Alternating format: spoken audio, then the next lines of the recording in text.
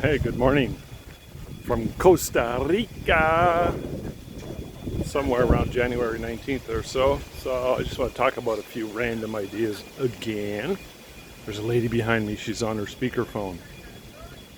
Can you hear her? That's one of those things that just drives me batty. And I try not to get annoyed at stuff like that because why? But I do. But then I talk myself down. A couple of weeks ago, my daughter and I were at a local coffee shop, and we were sitting on the outside table, and a young lady came and sat right beside us and started talking to her family in France on speakerphone, really loud. So I looked at her, got her attention. I was asking her to turn around. All she had to do was turn around and face the other way, and she'd be talking to air. She didn't understand what I was asking. She probably thought maybe I was rude.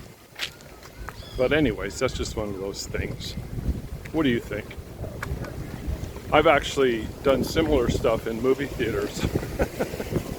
Can't believe I did this. One time I was at a movie and there was nobody there yet. And so it looked like there wasn't going to be a big crowd, but I was the first ones there. I was with a couple of friends, and a couple sat right in front of us. They had the whole theater. And I just said, hey, do you guys think you can...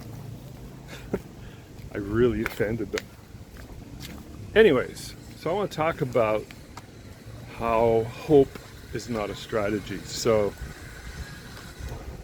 Or you might say wishful thinking. So if you have a thing, something that you want, a project, a business, a lifestyle change, wishful thinking and hoping doesn't even qualify in any way, shape, or form as a strategy. So let's use starting a business, even a small business, as an example. I think being in business for yourself, even if it's a small one, I don't care if it's running a lemonade stand, it'll give you the opportunity to learn so much about yourself. It's just one of those things in life that's going to be one of the best teachers. I've always said that being in business is one of the best self-help programs because you'll be challenged. One of the areas you're going to be challenged in is your fears. You're going to get triggered because there's so much uncertainty, and you have to bring certainty to the game. You can't bring hope or wishful thinking because, again, those are not strategies. So you think about it. When you're triggered and your fears kick in, it's very primal. Your survival is at stake. Everything you worked for, everything you've done is at stake. So there's going to be a threat of loss. And what one needs to do is to stretch beyond that area. That area is called your comfort zone. So when you can envision something bigger and better, and the thing is, when we start most of these projects, we never know exactly how it's going to pan out. If you want absolute 100% guarantees, that's just another cover-up for fear and wishful thinking and hope. So, something to think about. Anyways, I'll finish by saying hello. Bonjour. Bonjour, ça va? Ça va? She's probably from France, I can tell by her finesse.